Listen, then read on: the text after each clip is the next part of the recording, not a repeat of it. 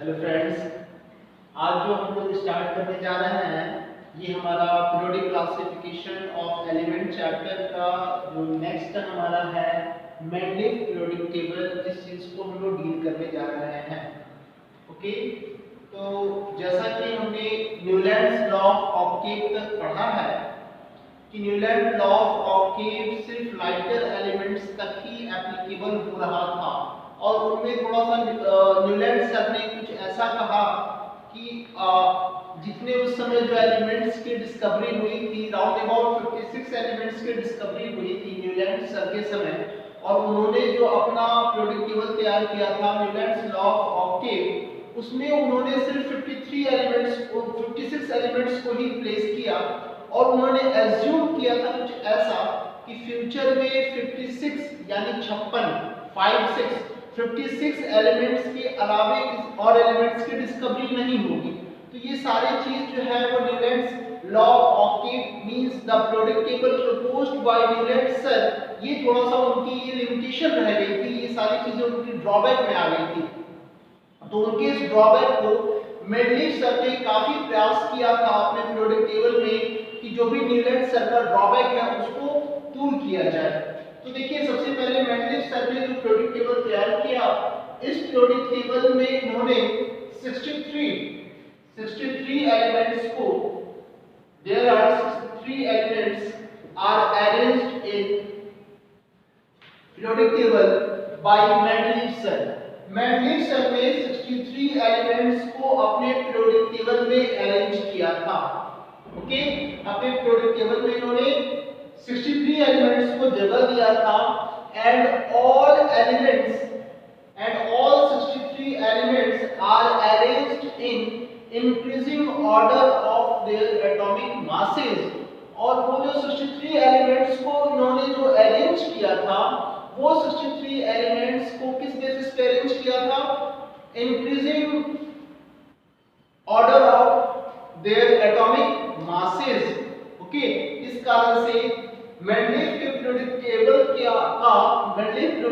का periodic function जो है वो एटॉमिक मास ही कहते हैं। ठीक है, मेंडलीव सर ने एटॉमिक मास को तो ध्यान में रखा ही, उन्होंने ये भी ध्यान में रखा था, मेंडलीव सर का कंसंट्रेशन दो और चीजों पे था। जब वो पीरियोडिक टेबल तैयार कर रहे थे तो उनका कंसंट्रेशन दो और चीजों पे था। वो ये था कि जो भी एलिमेंट्स को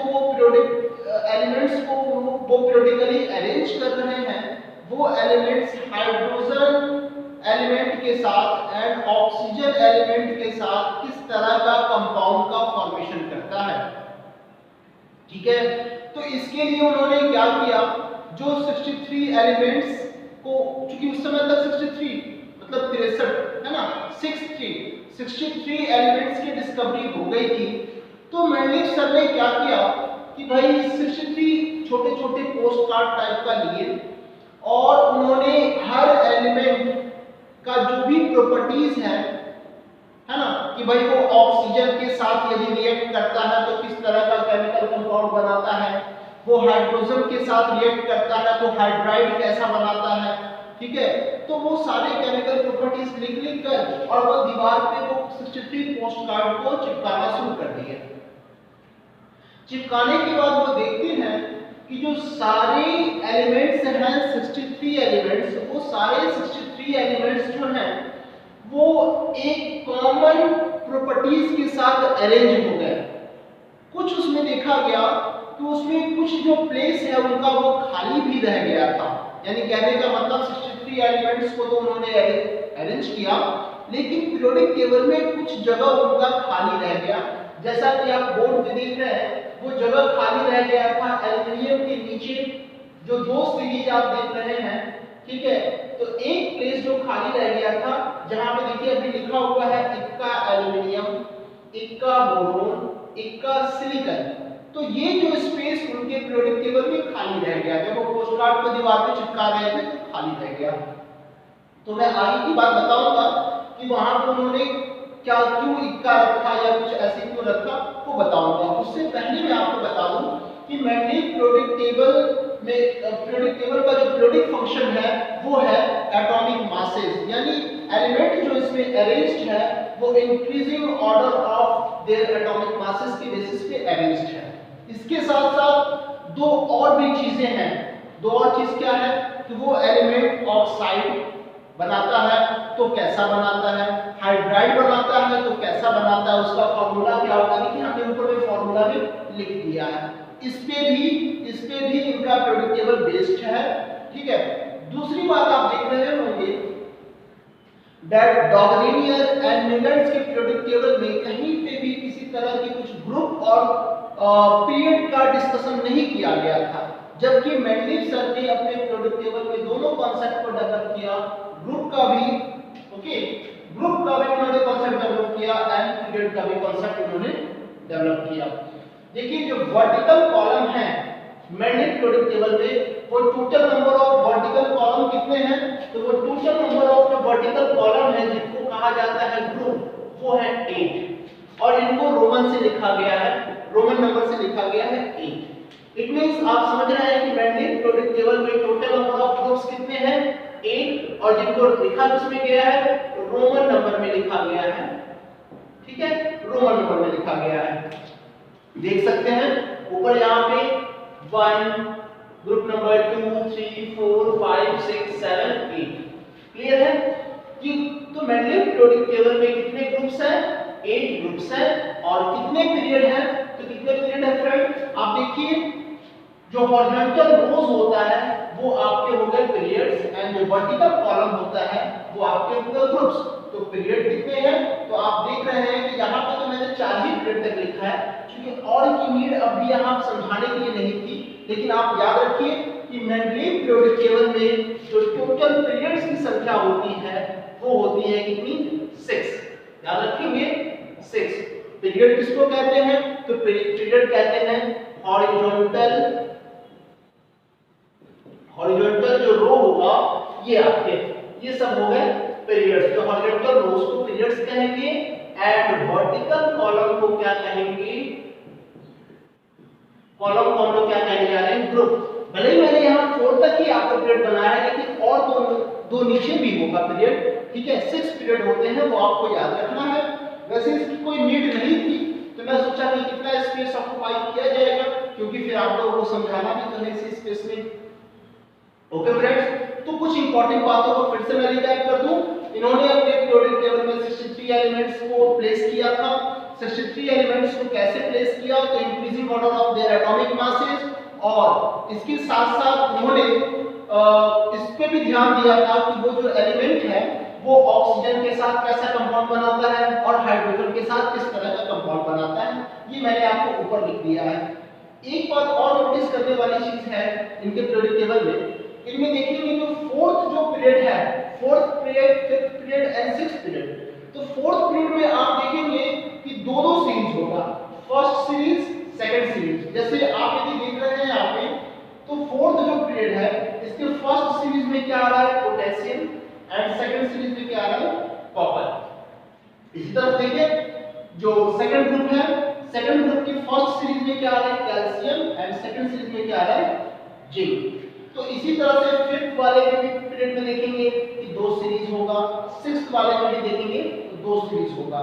इसी तरह से कुछ यहाँ पे आप देख रहे हैं कि लिखा हुआ है ए बी, ये क्या है, तो इसको भी मैं आपको समझाने के लिए बोल सकता हूँ कि कहने के लिए तो ऐसे 8 ग्रुप्स हैं, लेकिन हर एक ग्रुप जो होगा, हर एक ग्रुप में कितने ग्रुप्स हैं, 2 ग्रुप्स हैं, ग्रुप ए एंड ये group B, group A group B. जैसे ग्रुप बी को समझने के लिए कुछ यहाँ समझ सकते हैं, यहाँ ग्रुप ए में क्या है, स्टैटिन, एंड ग्रुप बी में क्या है, वेनेडियम, ठीक है। ग्रुप ए में क्या है, सेलेनियम, ग्रुप बी में क्या है, क्रोमियम। तो कुछ इस तरह से हम लोग समझ सकते हैं, ठीक है। जहां तक मुझे लगता है कि कोई दिक्कत नहीं होगा, यानी मेंडलीव पीरियोडिक टेबल में टोटल नंबर ऑफ ग्रुप्स हो गए 8, और हर ग्रुप्स में आप देखेंगे कि उनको 2 डिवीजन है, एक ए दूसरा बी, ए बी, इस तरह से आप देखेंगे, ठीक है। इस तरह से आपके ग्रुप 7 तक में डिवीजन है, और ग्रुप 8 वाले को ट्रांजिशन सीरीज नाम दे दिया गया है। ट्रांजिशन सीरीज में वैसे एलिमेंट को रखा गया है जिनका आप देखेंगे वैलेंसी थोड़ा सा फिक्स नहीं होगा, और भी बहुत सारी प्रॉपर्टीज हैं जिनका ऑक्सीडेशन नंबर आपका चेंज होता रहेगा, उनको ट्रांजिशन सीरीज में रखा गया है। चलिए पीरियड्स में हमने बताया कि first period, second period and third period. इनमें आप देखेंगे कि कोई फर्स्ट सेकंड सीरीज नहीं होगा, लेकिन फोर्थ पीरियड की बात करेंगे, फिफ्थ पीरियड की बात करेंगे, सिक्स्थ पीरियड की बात करेंगे, तो इसमें दो दो सीरीज देखने को मिलेगा, फर्स्ट सीरीज, सेकंड सीरीज। इस तरह से फिफ्थ पीरियड का भी आएंगे तो उसमें फर्स्ट सीरीज, सेकंड सीरीज, फिर सिक्स्थ पीरियड में भी आएंगे तो first series and second series देखने को मिलेगा। ठीक है, ये अब इसके बाद मैंने आपको बताया कि मेंडलिव सर ने कैसे कैसे इसको अरेंज किया। ठीक है, पोस्ट कार्ड को उन्होंने केमिकल प्रॉपर्टीज सारे एलिमेंट का लिखकर दीवार पे चिपकाना शुरू किया, और इस तरह से उन्होंने देखा कि सारे एलिमेंट अरेंज तो हो गए। सारे एलिमेंट का मतलब क्या, 118 नहीं, बल्कि उस समय डिस्कवर्ड हुए थे बस कितने, 63 एलिमेंट्स। तो 63 एलिमेंट्स अरेंज तो हो गए, लेकिन पीरियोडिक टेबल में यानी दीवार पे जो है कुछ स्पेस जो है वो खाली रह गया। तो मेंडलीव सर सोचे कि अच्छा ये स्पेस जो खाली रह गया है, जो स्पेस ब्लैंक है, वो स्पेस हो ना हो फ्यूचर में वहां पे उस तरह का केमिकल प्रॉपर्टीज रखने वाले दूसरे एलिमेंट्स का फ्यूचर में डिस्कवरी होगा। ठीक है, तो समझिएगा कि ये मेंडलीव सर का मेरिट हो गया। उन्होंने कभी ऐसा नहीं किया कि हाँ भाई खाली रह गया तो कोई पूछेगा कि खाली कैसे रह गया, वहां पे कोई एलिमेंट को डाल दो, नहीं। उन्होंने देखा कि भाई ये जगह खाली रह गया, इसका मतलब है कि हम अभी तक जो भी एलिमेंट्स की डिस्कवरी हुई है उनमें से किसी का प्रॉपर्टीज वैसा नहीं मैच करता है वहां पे, इस कारण से वो जगह खाली रह गया। तो उन्होंने क्या किया था, जो जो जगह खाली रह गया वो मैं बताता हूं। एक जगह खाली रहा था बोरोन के नीचे, यहाँ फोर्थ पीरियड में देखिए, फोर्थ पीरियड में देखेंगे बोरोन के नीचे वाला जगह खाली रह गया। ठीक है, इसके बाद फिर फोर्थ पीरियड में देखिए एल्युमिनियम के नीचे, यदि ग्रुप में आएंगे तो एल्युमिनियम के नीचे वाला जगह जो है खाली रह गया था। ठीक है, फिर यहाँ पे देखिएगा कि जो फोर्थ ग्रुप है, फोर्थ ग्रुप के आप देखेंगे जो ए वाला जो आपका सीरीज है, इसमें सिलिकॉन के नीचे वाला जगह जो है वो स्पेस खाली रह गया था। अब समझना ये है कि सबसे पहले आप समझिए कि मेंडलीव सर का मेरिट तो ये रहा कि उन्होंने जो भी 63 एलिमेंट्स को increasing order of atomic masses में अरेंज कर दिया। जो भी स्पेस उनका उस एलिमेंट में जो भी स्पेस खाली रह गया था उन्होंने बोला, बिल्कुल बोला, न्यूलैंड सर की तरह उन्होंने ऐसा नहीं कहा कि नहीं भाई भविष्य में कोई और एलिमेंट्स की डिस्कवरी नहीं होगी, नहीं। मेंडलीव सर ने ऐसा कहा कि देखिए ऐसा है, जो भी स्पेस खाली है उस स्पेस में फ्यूचर में उस जगह पे कोई फ्यूचर में जो एलिमेंट डिस्कवर्ड होंगे उस एलिमेंट को वहां प्लेस किया जाएगा, और वाकई ऐसा हुआ भी। तो ये सब समझिए कि ये मेंडलीव सर के पीरियोडिक टेबल का मेरिट रहा। कुछ और इनकी मेरिट को जान लें। मेरिट उनका ये रहा कि भाई बोरोन के नीचे जो फोर्थ पीरियड में जो जगह खाली रह गया था, मेंडलीव सर ने वहां पे क्या किया, एक संस्कृत वर्ड होता है इक्का। इक्का जो है वो एक संस्कृत वर्ड है, ये एक तरह का संस्कृत वर्ड है, और ठीक है उन्होंने ये इक्का का मतलब होता है वन, ये एक संस्कृत वर्ड है जिसका मतलब होता है वन। उन्होंने देखा कि भाई वो जगह कौन सा खाली रह गया, तो देखिए कि बोरोन के नीचे वाला जो सीरीज आता है ना वो जगह खाली है। उन्होंने क्या नाम दे दिया, इक्का बोरोन, उस जगह का नाम दे दिया इक्का बोरोन, इक्का बोरोन नाम दे दिया। एक और देखा कि भाई एक और जगह खाली रह गया है, वो खाली रह गया है इक्का एल्युमिनियम के नीचे वाला जगह। तो इसी कारण से मतलब देखिए जिस भी एलिमेंट के नीचे वाला जगह खाली रहा है उसी एलिमेंट का नाम रखकर और उसके प्रीफिक्स में उसके पहले लगा दिया गया वर्ड इक्का। ठीक है, जैसे बोरोन के नीचे वाला जगह खाली रह गया उसका नाम दे दिया गया इक्का बोरोन। एल्युमिनियम के नीचे का जो स्पेस ब्लैंक रह गया था, खाली रह गया था, उस समय तक एलिमेंट की डिस्कवरी नहीं हुई थी, उन्होंने नाम दिया इक्का एल्युमिनियम।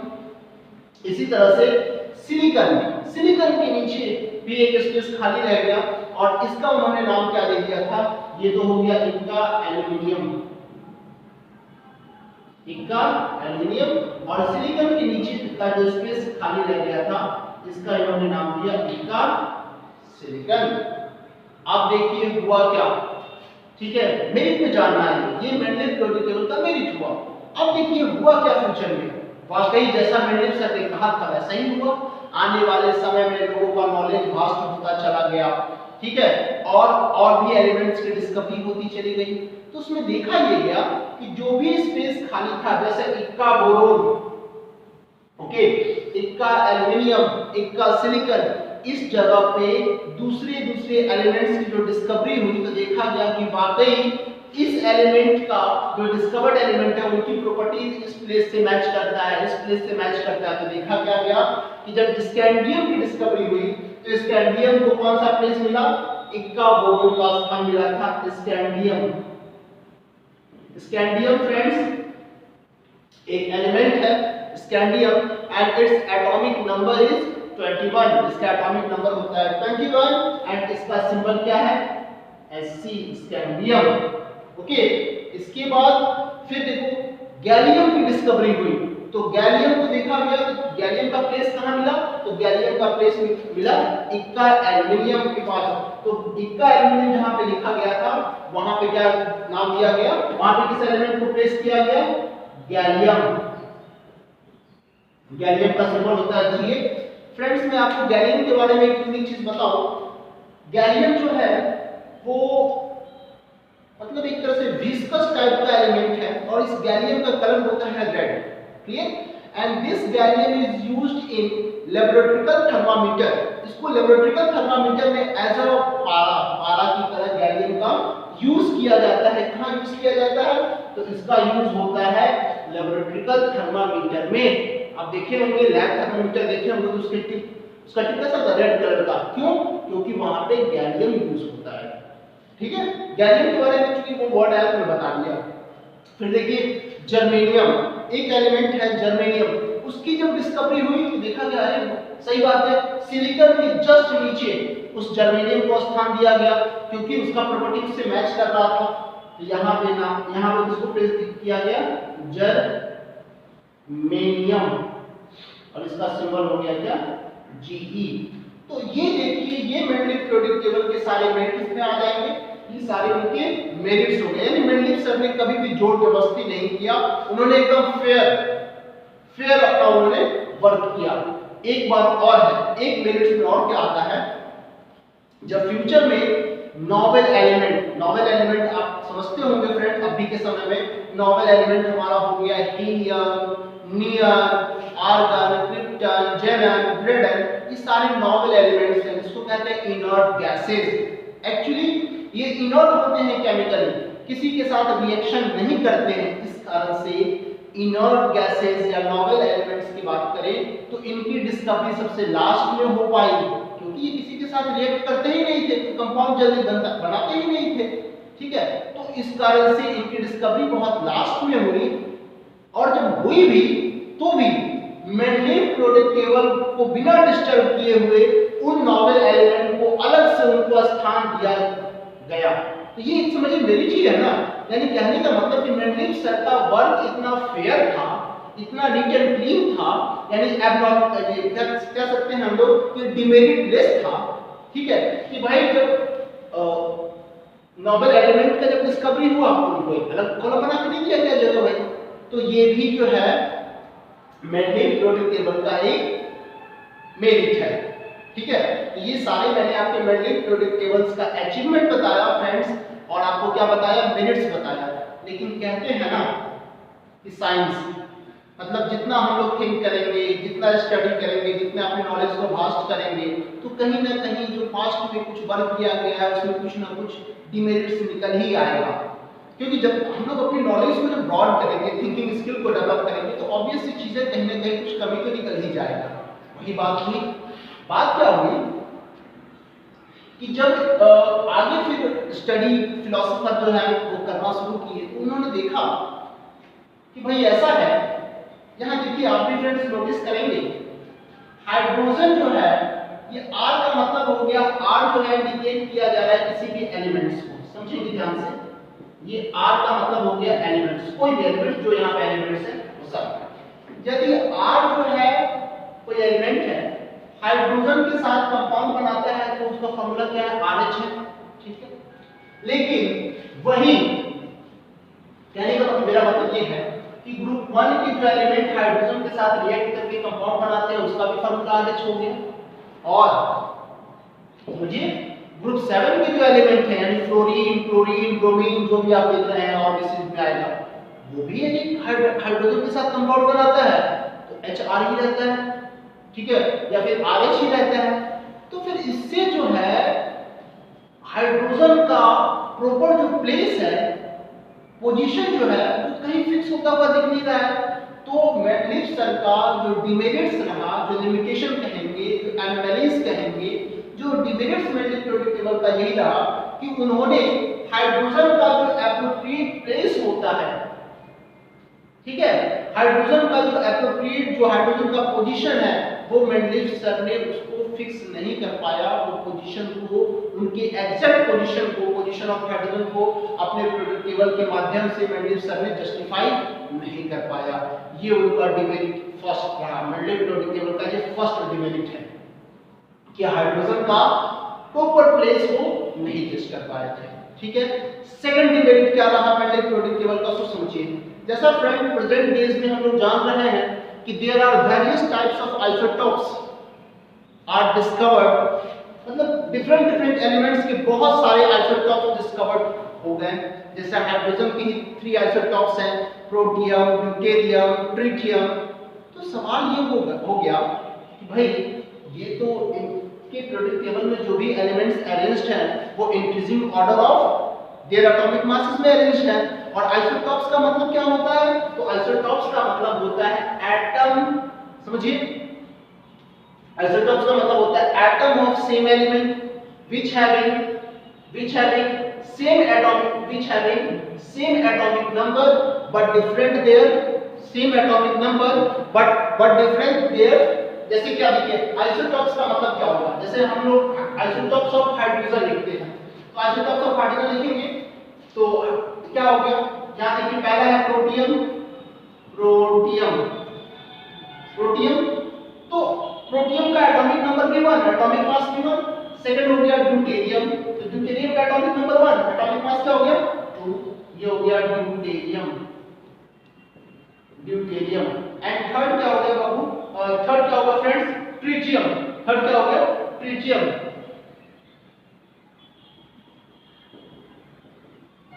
यानी मैं आपको ये बताना चाह रहा हूं, ठीक है, मैं आपको ये बताना चाह रहा हूं कि भाई इस तरह से जो डिफरेंट आइसोटोप्स हुए हैं, ठीक है, तो डिफरेंट आइसोटोप्स जो हुए तो इस डिफरेंट आइसोटोप्स का मास नंबर तो अलग अलग है। तो इसका मतलब है कि मेंडल पीरियोडिक टेबल में जो एलिमेंट्स जो अरेंज्ड हैं वो increasing order of their atomic masses, अब तो फिर हर आइसोटोप्स को अलग अलग जगह मिलना चाहिए। इस कारण से मेंडल का जो पीरियोडिक टेबल है उसमें आइसोटोप्स के लिए भी कोई जगह का जस्टिफिकेशन नहीं हो पाया है। तो ये सेकंड डिमेरिट हो गया। एंड थर्ड जो डिमेरिट है मेंडल पीरियोडिक टेबल का वो समझिएगा, देखिए ध्यान से आप फ्रेंड्स, जो ट्रांजिशन सीरीज में जो अरेंज किया गया है, ट्रांजिशन सीरीज का आप देखेंगे ग्रुप नंबर क्या हो गया 8 हो गया एंड पीरियड नंबर क्या हो गया उनका 4। उसमें देखेंगे आयरन, कोबाल्ट, निकल, बहुत सही चीज है, because all these 3 elements are magnetic element कह सकते हैं, क्योंकि मैग्नेटिक को अपने टुवर्ड्स अट्रैक्ट करता है, मैग्नेटिक मटेरियल है आयरन, कोबाल्ट, निकल, ये चीज सही है। लेकिन डिमेरिट ये रह गया friends, the atomic mass of cobalt का जो एटॉमिक मास है वो होता है 58.9 U and the atomic mass निकल का जो है वो होता है 58.7 U। अब समझिए यही पे डिमेरिट आ गया। डिमेरिट भाई उनका मेरिट यही था ना कि जो भी एलिमेंट अरेंज है वो increasing order of their atomic masses. तो इसका मतलब है कि निकल कोबाल्ट के बाद रखा गया है तो निकल का एटॉमिक मास ज्यादा होना चाहिए और कोबाल्ट का कम होना चाहिए, लेकिन कोबाल्ट का क्या है एटॉमिक मास ज्यादा है और निकल का कम है। ये आपका थर्ड ड्रॉबैक रहा किसका, मेंडल पीरियोडिक टेबल का। तो फ्रेंड्स मैं समझता हूं कि आप लोगों को मेंडल पीरियोडिक टेबल का मेरिट, डिमेरिट और भी जो इन्होंने जो ग्रुप का कांसेप्ट डेवलप किया, पीरियड का कांसेप्ट डेवलप किया, हमारे अनुसार से फ्रेंड ये सारा चीज आपको क्लियर हो गया होगा, कहीं कोई डाउट नहीं होगा। यदि किसी तरह का फ्रेंड डाउट होता है तो आप कमेंट सेक्शन में प्लीज डाउट को मेंशन करें। और मेंशन करने के साथ एक रिक्वेस्ट ये भी है कि मैं लाइव आके आप लोगों को हेल्प करना चाहता हूँ आप लोगों को, ताकि आप और अच्छा मतलब नॉलेज को इम्प्रूव कर सकें। इसके लिए आप जो है मेरे चैनल को सब्सक्राइब करें और हमें अच्छा रिस्पांस दें, अच्छा फीडबैक दें, ताकि मैं और भी आप लोगों के लिए लगातार